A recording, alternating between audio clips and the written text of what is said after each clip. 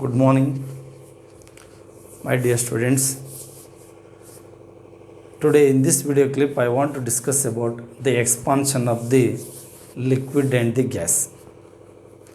Expansion of liquid and gas. In previous video clip already you know about the expansion of the solid. In the case of expansion of the solid, there are three types. One is linear expansion, another one is superficial expansion, and one more, that is the volume expansion. ಹೀಗೆ ನಾವು ಮೂರು type ತೊಗೊಳ್ತೀವಿ. ಈಗ ನಾವಿಲ್ಲಿ expansion of the liquid and ಗ್ಯಾಸಿಗೆ ಬಂದಾಗ this is the only one type of expansion, that is the cubical expansion or the volume expansion. ಅದು ಒಂದೇ ಬರುತ್ತೆ, ಯಾಕಂದ್ರೆ ಆಲ್ ದ ಡೈರೆಕ್ಷನ್ ಒಳಗೆ ಏನಾಗುತ್ತೆ ಹೇಳ್ರಿ, ಎಕ್ಸ್ಪ್ಯಾಂಡ್ ಆಗುತ್ತೆ, ಅದು ಎಕ್ಸ್ಪ್ಯಾನ್ಷನ್ ಆಗುತ್ತೆ. ಅದಕ್ಕೆ ಕ್ಯೂಬಿಕಲ್ ಎಕ್ಸ್ಪಾನ್ಷನ್ ಅಥವಾ ವ್ಯಾಲ್ಯೂಮ್ ಎಕ್ಸ್ಪಾನ್ಷನ್ ಅಷ್ಟೇ ಬರುತ್ತೆ. ಅದರೊಳಗೆ ಪರ್ಟಿಕ್ಯುಲರ್ ಆಗಿ ಎಕ್ಸ್ಪ್ಯಾನ್ಷನ್ ಆಫ್ ದಿ ಲಿಕ್ವಿಡ್ ಮತ್ತು ಗ್ಯಾಸ್ ಅಬ್ಸರ್ವ್ ಮಾಡ್ಬೇಕಂದ್ರೆ that liquid or gas is always you take in the container. When you supply the heat energy to the gas or a liquid through container, and both container and as well as the substances expansion takes place. ಅವಾಗ ಏನಾಗುತ್ತೆ, ಎರಡೂ expand ಆಗುತ್ತೆ. ಈ ಕಡೆ container expand ಆಗುತ್ತೆ, ಆ ಕಡೆ liquid ಅಥವಾ ಗ್ಯಾಸ್ ಅದು ಕೂಡ ಎಕ್ಸ್ಪ್ಯಾಂಡ್ ಆಗುತ್ತೆ. ಬಟ್ ಲಿಕ್ವಿಡ್ ತೊಗೊಂಡಾಗ ಎಕ್ಸ್ಪಾನ್ಷನ್ ಪ್ರಮಾಣ ಕಡಿಮೆ ಇರುತ್ತೆ, ಬಟ್ ಗ್ಯಾಸ್ ತೊಗೊಂಡಾಗ ಎಕ್ಸ್ಪಾನ್ಷನ್ ಪ್ರಮಾಣ ಹೆಚ್ಚಿಗೆ ಇರ್ತದೆ. ಎನಿವೆ ಇಲ್ಲಿ ನಿಮಗಿರೋದು ಲಿಕ್ವಿಡ್ನೊಳಗೆ ಆ ವಾಟರ್ದು ಮಾತ್ರ ನಾವು ಎಕ್ಸಾಂಪಲ್ ತೊಗೊಳ್ತೇವೆ. ಏನಿದು ವಾಟರ್ ಅಂತ. ವಾಟರ್ ಏನು ಮಾಡುತ್ತೆ, ಎಕ್ಸ್ಪ್ಯಾಂಡ್ ಆಗುತ್ತೆ. ಯಾವಾಗ ಎಕ್ಸ್ಪ್ಯಾಂಡ್ ಆಗುತ್ತೆ? In the range of the temperature from 4 degree Celsius to 0 degree Celsius. ಅಂದರೆ ಟೆಂಪ್ರೇಚರು ಕಡಿಮೆ ಆಯಿತು, ಬಟ್ ವ್ಯಾಲ್ಯೂಮ್ ಏನಾಗುತ್ತೆ ಅಂದ್ರೆ ಇನ್ಕ್ರೀಸ್ ಆಗುತ್ತೆ. ಟೆಂಪ್ರೇಚರ್ ಕಡಿಮೆ ಆದರೆ ವ್ಯಾಲ್ಯೂಮು ಡಿಕ್ರೀಸ್ ಆಗಬೇಕಾಗಿತ್ತು. ಟೆಂಪ್ರೇಚರ್ ಡಿಕ್ರೀಸ್ ಆಯಿತು, ವ್ಯಾಲ್ಯೂಮ್ ಕೂಡ ಡಿಕ್ರೀಸ್ ಆಗಬೇಕಾಯಿತು. ಬಟ್ ಹಾಗಾಗಲೇ ವ್ಯಾಲ್ಯೂಮ್ ಏನಾಗ್ಬಿಡುತ್ತೆ, ಇನ್ಕ್ರೀಸ್ ಆಗುತ್ತೆ. ಇದಕ್ಕೆ ನಾವು ಎನಾಮಲಸ್ ಎಕ್ಸ್ಪಾನ್ಷನ್ ಅಂತ ಹೇಳ್ತೇವೆ. ಅಂದರೆ the peculiar behaviour of the expansion of the water during the temperature, change in the temperature from 4 degree Celsius to 0 degree Celsius is called anomalous expansion. ಇದಕ್ಕೆ ನಾವು ಎನಾಮಲಸ್ ಎಕ್ಸ್ಪಾನ್ಷನ್ ಅಂತ ಹೇಳ್ತೇವೆ. ಈ ಎನಾಮಲಸ್ ಎಕ್ಸ್ಪಾನ್ಷನ್ ಆದಾಗ ಈಗ ನೀವು ಈ ಎಕ್ಸ್ಪಾನ್ಷನ್ ನೋಡ್ಬೇಕಂದ್ರೆ ನಿಮ್ಮ ಮನೆ ಒಳಗೆ ಅಬ್ಸರ್ವ್ ಮಾಡ್ಲಿಕ್ಕೆ ಬರುತ್ತೆ. You take one container and you fill the water until top of that container, you fill that water and that water container is placed in a deep freezer. What happens now? It is go on cool ಆಗೋತ ಹೋಗ್ತದೆ. ನಾವು in the range of the temperature 4 degree Celsius to 0 degree ಬಂತು ಅಂದಾಗ automatically ಅದು ಏನಾಗುತ್ತೆ ಅಂದ್ರೆ ಅದ್ರ volume increase ಆಗುತ್ತೆ, ಅದ್ರ ಮೇಲೆ ಬಲ್ಜ್ ಶೇಪ್ ಬರುತ್ತೆ. ಅಂದರೆ ವ್ಯಾಲ್ಯೂಮ್ ಇನ್ಕ್ರೀಸ್ ಆಗುತ್ತೆ. ಟೆಂಪ್ರೇಚರ್ ಕಡಿಮೆ ಆದರೆ ವ್ಯಾಲ್ಯೂಮ್ ಇನ್ಕ್ರೀಸ್ ಆಗುತ್ತಲ್ಲ, ಇದಕ್ಕೆ ನಾವೇನಂತೀವಿ, the peculiar behaviour of the expansion of the water in the decrease in the temperature from 4 degree Celsius to 0 degree Celsius is called anomalous expansion. Anomalous expansion ಆದಾಗ volume increase ಆಯಿತು, but density mass divided by volume increase ಆದ್ರೆ density ಏನು ಮಾಡುತ್ತೆ, decrease ಆಗುತ್ತೆ. ಹಾಗಾದ್ರೆ density of the ice ಏನಾಗುತ್ತೆ, density of the ವಾಟರ್ಕ್ಕಿಂತ ಕಡಿಮೆ ಇರುತ್ತೆ. Therefore ice floats on surface of the water. Ice ನೀರಿನ ಮೇಲೆ ಯಾಕೆ ತೇಲುತ್ತೆ ಅಂದರೆ because the density of the ice is less than the density of the water. ನೀವು ವಾಟರ್ ತೊಗೊಂಡಾಗ ಯಾವುದೇ ಒಂದು ವಸ್ತುವಿನ ಡೆನ್ಸಿಟಿ ವಾಟರ್ಕ್ಕಿಂತ ಕಡಿಮೆ ಇತ್ತು ಅಂದ್ರೆ ಆ ವಸ್ತು ತೇಲ್ತದೆ. ಅಕಸ್ಮಾತ್ ಅದ್ರದ್ದು ಡೆನ್ಸಿಟಿ ಜಾಸ್ತಿ ಇತ್ತಂದ್ರೆ ವಾಟರ್ಕ್ಕಿಂತ ಅದು ಏನು ಮಾಡ್ತದೆ, ಮುಳುಗ್ತದೆ. Okay this is about anomalous expansion. ಈಗ ಎಕ್ಸ್ಪಾನ್ಷನ್ ಆಫ್ ದ ಗ್ಯಾಸಿಗೆ ಬರೋಣ. ಅಲ್ಲೇ relation between that is gamma and T. Gamma ಅಂದ್ರೇನು, this is coefficient of volume expansion. Coefficient of volume expansion ಅಂತ ನಾವು ತೊಗೊಳ್ತೀವಿ. ಎದ್ರದ್ದು expansion of what this one, gas. ನಾವು ತೊಗೊಳಕತ್ತಿರೋದಿಲ್ಲೇ ಗ್ಯಾಸ್ ತೊಗೊಳ್ತೀವಿ. ಟಿ ಅಂದರೆ ಏನಂಗಾರ, ಟಿ ಅಂತಂದ್ರೆ ಅಬ್ಸಲ್ಯೂಟ್ ಟೆಂಪ್ರೇಚರ್. ಟಿ ಏನಿದು absolute temperature. T absolute temperature. Okay. Now what is the relation between these gamma and T? Gamma ಬದಲಾಗಿ ನಾವು ಆಲ್ಫಾ ವಿನೂ ಬರಿತೀವಿ ನಾವು. Alpha V indicate the coefficient of volume expansion of the gas. ನಾನು ಏನು ಮಾಡ್ತೀನಿ, you take the ideal gas ತೊಗೊಳ್ತಾನೆ, ideal gas ತೊಗೊಳ್ತಾನೆ. How you got the relation? ಇವಾಗಿಲ್ಲೇ ಒಂದು ಪಾಯಿಂಟನ್ನು ನೆನಪಿಡಬೇಕು, ಏನಂದರೆ expansion of the solid to expansion of the cubical expansion of the solid, cubical expansion of the liquid and cubical expansion of the gas observe ಮಾಡಿದಾಗ change in the volume ಪ್ರಮಾಣ ಭಾಳ ಕಡಿಮೆ ಇರುತ್ತೆ ಎಲ್ಲಿ, ಲಿಕ್ವಿಡ್ ಮತ್ತು ಸಾಲಿಡ್ನಲ್ಲಿ. But there was enormous change in the volume in the case of gas medium ಏನು ಮಾಡ್ತದೆ ಅಂದ್ರೆ ಸಾಕಷ್ಟು ಎಕ್ಸ್ಪ್ಯಾಂಡ್ ಆಗುತ್ತೆ, ದೊಡ್ಡ ಪ್ರಮಾಣದಲ್ಲಿ ಎಕ್ಸ್ಪ್ಯಾಂಡ್ ಆಗುತ್ತೆ. ಈ ಫಾರ್ ಎಕ್ಸಾಂಪಲ್ ನೀವೇನು ಮಾಡಿರಿ, ಒಂದು ಬಾಟಲ್ ತೊಗೊಂಡು ಒಂದು ರಬ್ಬರ್ ಟ್ಯೂಬ್ ಇದಕ್ಕೆ ಟ್ಯಾಗ್ ಮಾಡಿರಿ, ಜಸ್ಟ್ ಹೀಟ್ ಎನರ್ಜಿ ಸಪ್ಲೈ ಮಾಡಿರಿ, ಹೀಗೆ ಎಕ್ಸ್ಪ್ಯಾಂಡ್ ಆಗಿಬಿಡ್ತದೆ. ಅಂದರೆ expansion of the gas solid ಮತ್ತು ಲಿಕ್ವಿಡ್ಗಿಂತ ಅದು ಏನು ಮಾಡುತ್ತೆ, ಪ್ರಮಾಣ ಹೆಚ್ಚಿರ್ತದೆ. ಅದಕ್ಕೆ ಏನು ಮಾಡ್ತದೆ, ಅಲ್ಲಿ 3 ವೇರಿಯೇಬಲ್ ಬರುತ್ತೆ. ಪ್ರೆಷರ್ ಚೇಂಜ್ ಆಗುತ್ತೆ, ವ್ಯಾಲ್ಯೂಮ್ ಚೇಂಜ್ ಆಗುತ್ತೆ, ಆಮೇಲೆ ಟೆಂಪ್ರೇಚರ್ ಚೇಂಜ್ ಆಗುತ್ತೆ. ಈ ಸಾಲಿಡ್ನೊಳಗೆ ಲಿಕ್ವಿಡ್ನೊಳಗೆ ಇದನ್ನು ಸ್ವಲ್ಪ ನೆಗ್ಲೆಕ್ಟ್ ಮಾಡ್ತಾನೆ ನಾವು, ವೀನ ಪ್ರೆಷರ್ ಮತ್ತು ಟೆಂಪ್ರೇಚರ್ ತೊಗೊಳ್ಳಿ. ಎನಿವೆ ಇಲ್ಲಿ ಅದಲ್ಲ, there is large change in the pressure, volume and temperature. According to perfect gas equation, P V is equal to what you have to take NRT, equation number 1. ಹೇಳಿದ್ನಲ್ಲ ನಾನು, solid ಮತ್ತು ಲಿಕ್ವಿಡ್ನೊಳಗೆ volume increase ಆಗುತ್ತಲ್ಲ, ಪ್ರಮಾಣ ಮತ್ತು ಭಾಳ ಕಡಿಮೆ ಇರ್ತದೆ. But ಗ್ಯಾಸ್ನೊಳಗೆ ಏನಿರ್ತದೆ, ಹೆಚ್ಚಿಗೆ ಇರ್ತದೆ. ಇಲ್ಲಿ P V is equal to NRT ಅಂತ ತಗೊಂಡಾಗ ನಾವು rise in temperature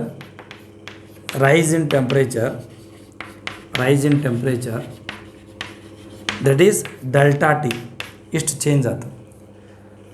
rice in temperature delta T, pressure is constant. Change in volume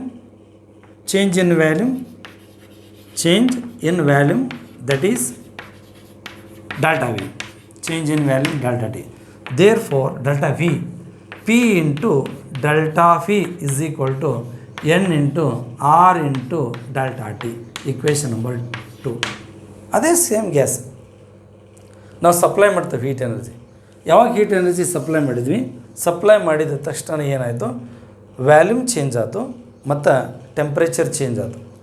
ಹಾಗಾದರೆ ವ್ಯಾಲ್ಯೂಮು ಟೆಂಪ್ರೇಚರು ಇಲ್ಲೇ ಚೇಂಜ್ ಆದಮೇಲೆ ಇಲ್ಲೇನದ, ನಾ ಇಕ್ವೇಷನ್ನ ಈ ಥರ ಬರೆದೆ.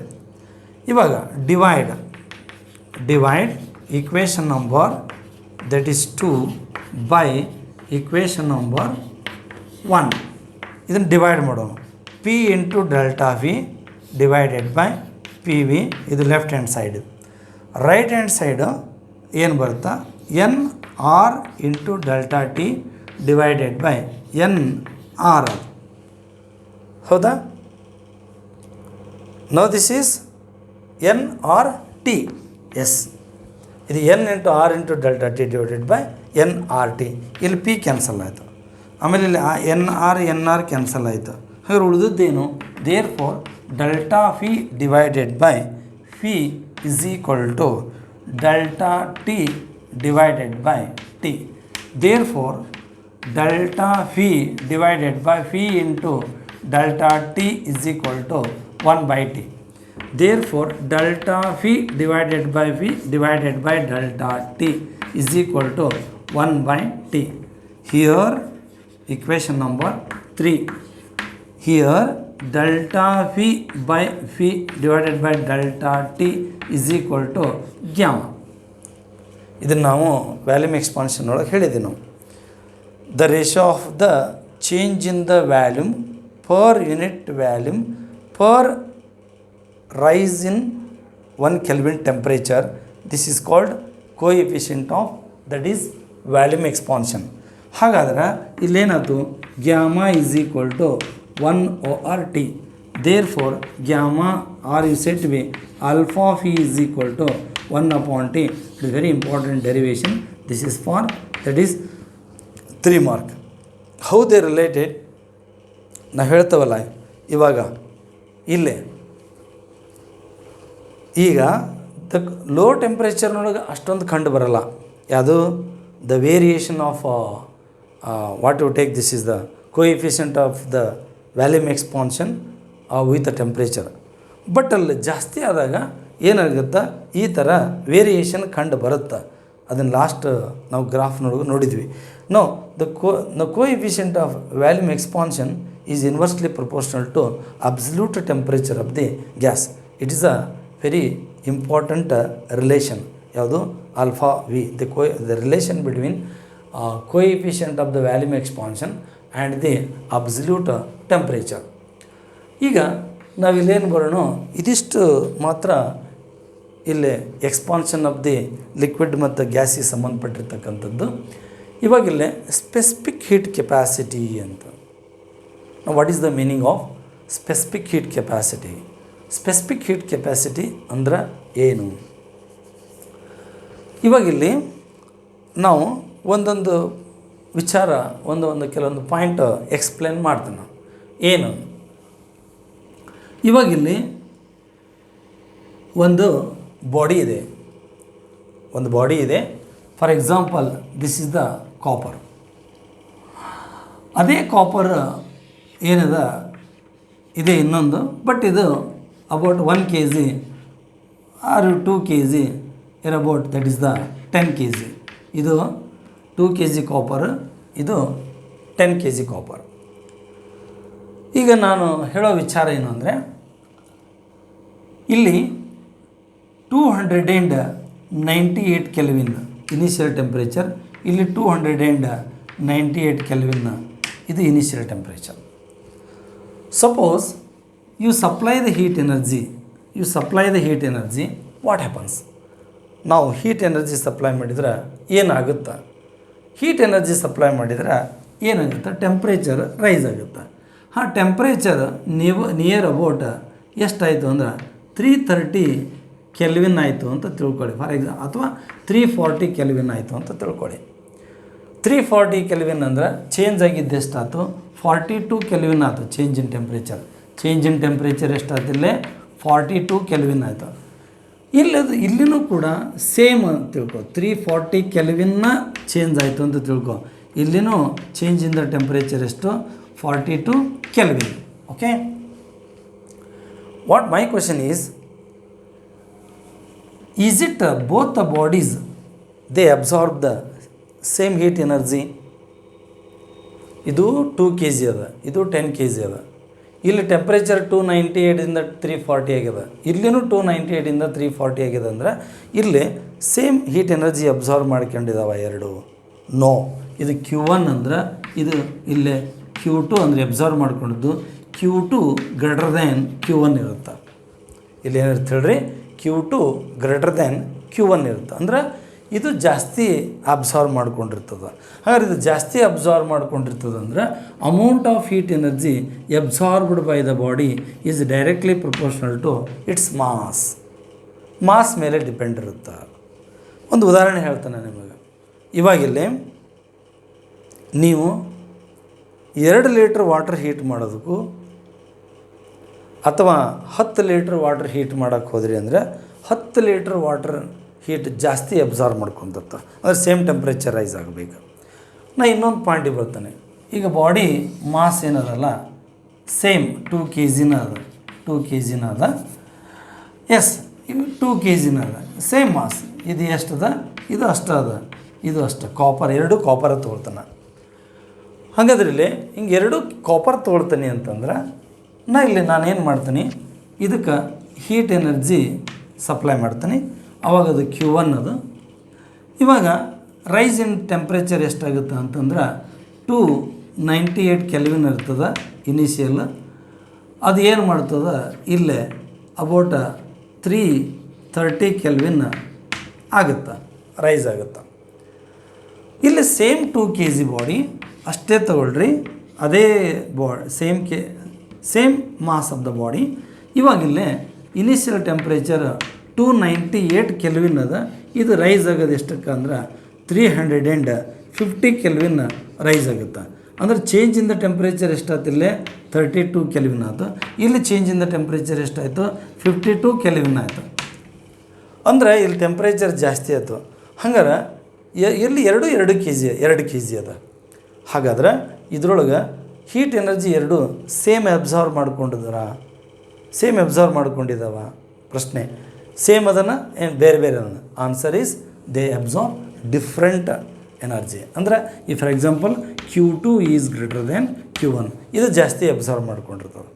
ಹಾಗಾದ್ರೆ ಇದು ಜಾಸ್ತಿ ಅಬ್ಸಾರ್ವ್ ಮಾಡ್ಕೊಂಡಿರ್ತದೆ ಅಂತಂದ್ರೆ ಎದ್ರ ಮೇಲೆ ಡಿಪೆಂಡ್ ಇರ್ತದೆ? ಚೇಂಜ್ ಇನ್ ಟೆಂಪ್ರೇಚರ್ ಮೇಲೆ ಡಿಪೆಂಡ್ ಇರ್ತದೆ. It is directly proportional to change in the temperature.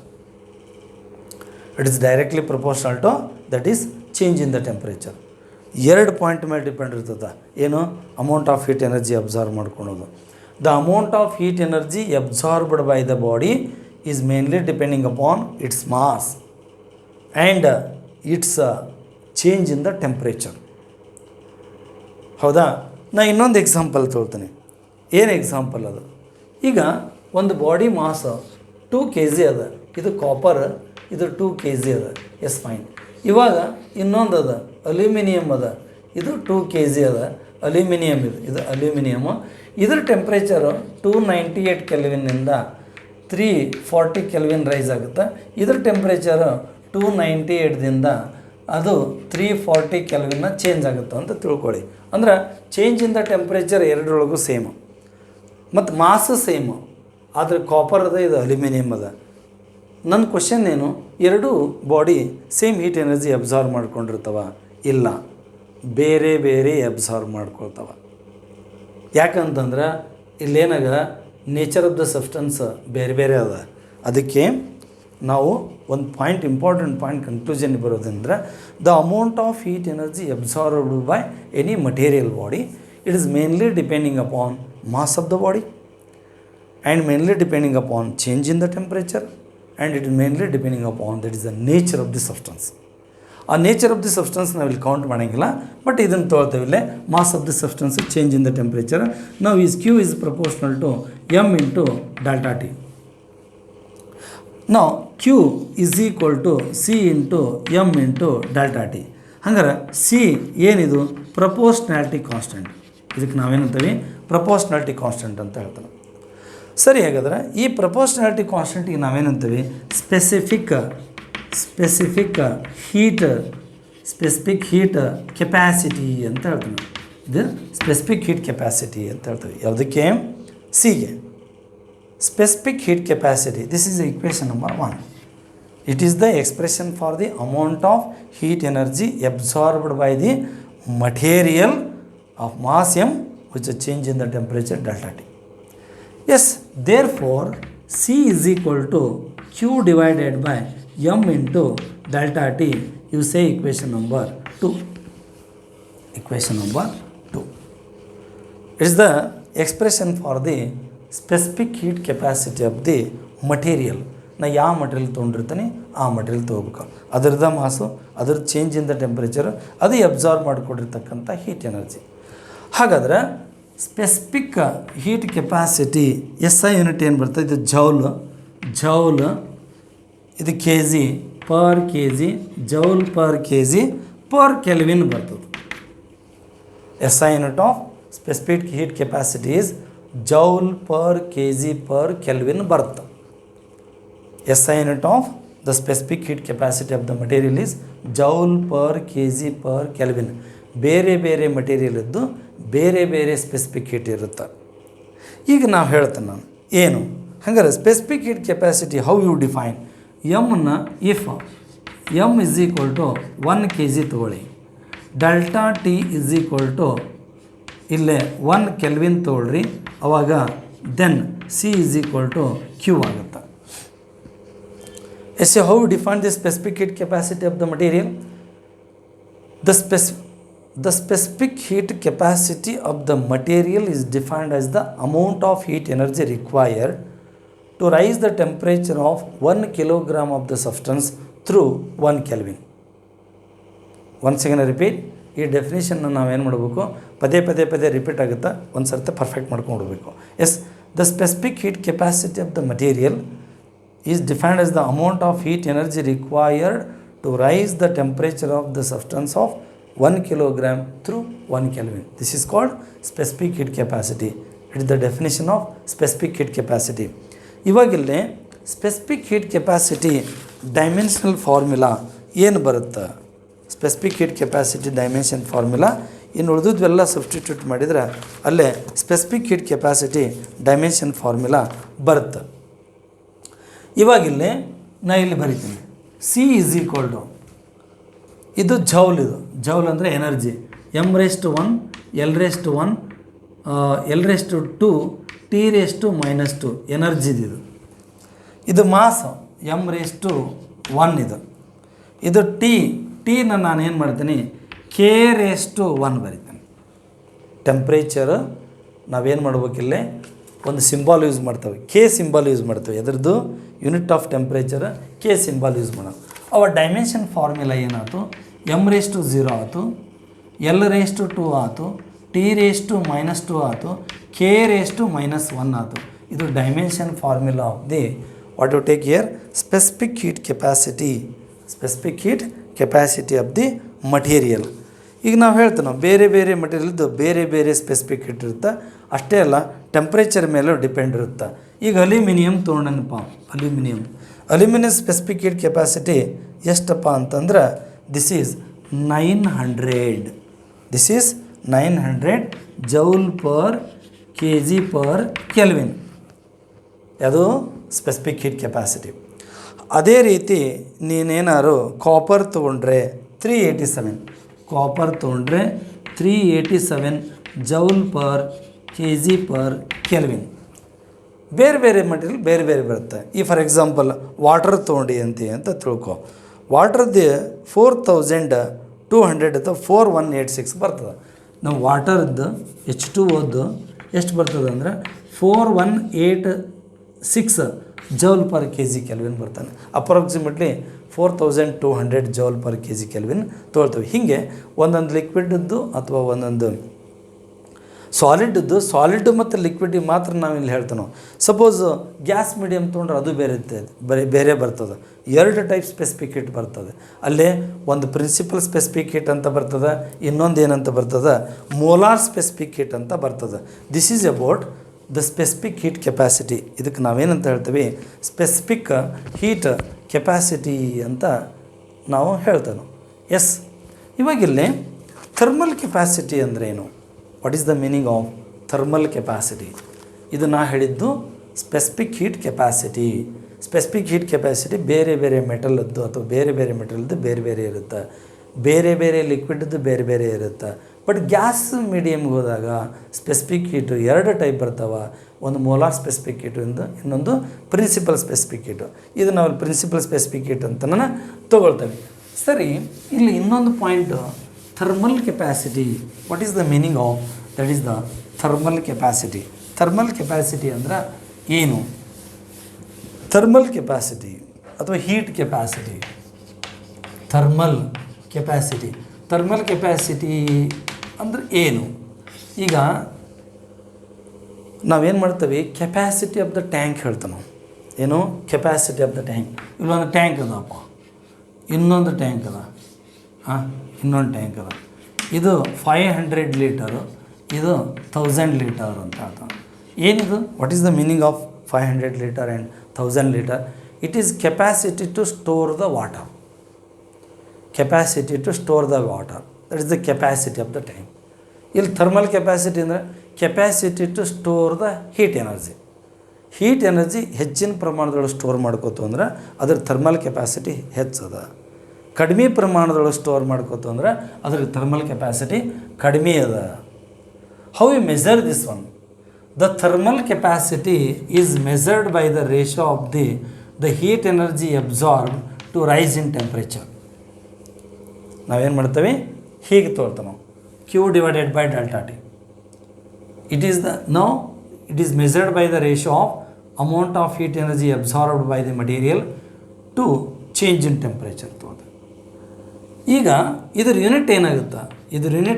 SI unit ಏನಾಗುತ್ತೆ? ಇದ್ರ SI unit joule per kelvin ಆಗುತ್ತೆ. Joule per kg/Kelvin SI unit of specific heat capacity. Joule per Kelvin is the SI unit of that is thermal capacity. ಇದು thermal capacity ಅಂತ ಹೇಳ್ತೀವಿ ನಾವು, joule per kelvin. ಹಾಗಾದ್ರೆ joule per kelvin ನೀವು thermal capacity ಹೇಳ್ತೀರಿ, ಇದರದ್ದು dimensional formula ಏನಾಗುತ್ತೆ, ಇದು m⁻1 l⁻1 l⁻2 ಎನರ್ಜಿದು T⁻², ಅವಾಗಿದು K⁻1 ಅಂದರೆ ಏನಾಯ್ತು, m⁻1 l⁻2 T⁻², K⁻−1 is the dimension formula of the what to take here, that is thermal capacity.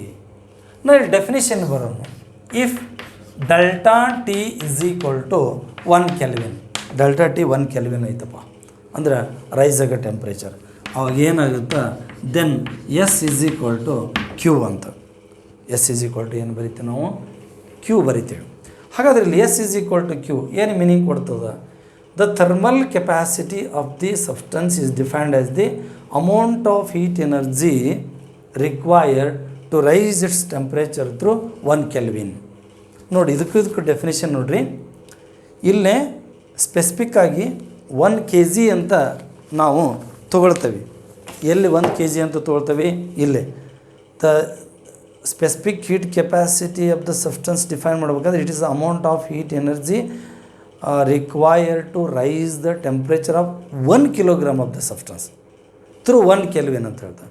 But here the thermal capacity of the material is defined as the amount of heat energy is required to rise its temperature through 1 Kelvin. ಅಂದ್ರೆ whole mass ತೊಗೊಂಡು ಹೇಳ್ಬಿಡ್ತಾವೆ, hole ಮಾಸ 1 Kelvin rice ಆಗ್ಬೇಕಂದ್ರೆ ಅದು ಅದ್ರ thermal capacity ತೋರಿಸ್ತದೆ.